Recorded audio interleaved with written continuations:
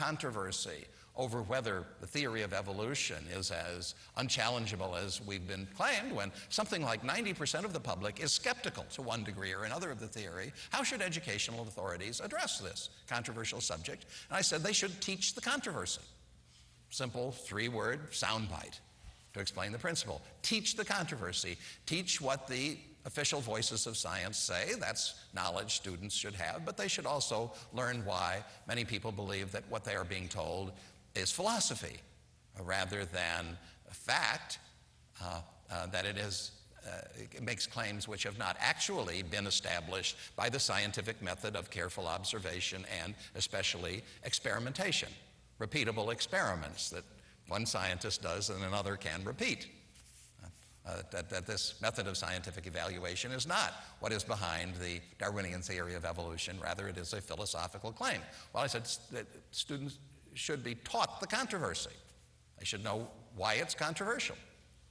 So Senator Rick Santorum sent a message to me after this and said that as the president's Leave No Child Behind Education Act was up before the Senate at that time, he wanted to introduce a Teach the Controversy resolution as an amendment to the bill. And I wasn't at all sure that the senator would get more than a handful of votes for this.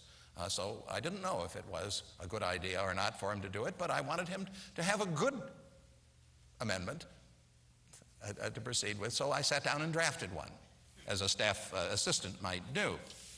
What I drafted was a resolution for the United States Senate to pass that read as follows. It is the sense of the Senate that in two sentences, this is a two-sentence resolution. First sentence, good science education should prepare students to distinguish the data or testable theories of science from philosophical or religious claims that are made in the name of science. Now, that seems to me to be hard to dispute. Isn't it a good idea that students of science should learn how to distinguish philosophical or religious claims that are made in the name of science from actual data or testable theories that are subject to experiment?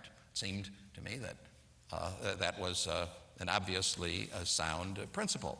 And then the second sentence of the Santorum Amendment, as it has been called since, where biological evolution is taught, the curriculum should help students to understand why this subject generates so much continuing controversy, and should prepare the students to be informed participants in public discussions regarding the subject.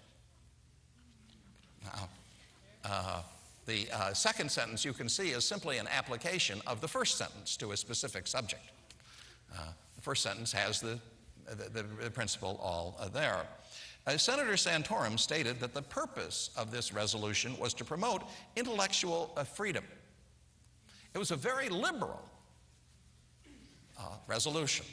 And indeed, after Senator Santorum finished introducing it, the Democratic floor leader on the Education Act that was being debated that day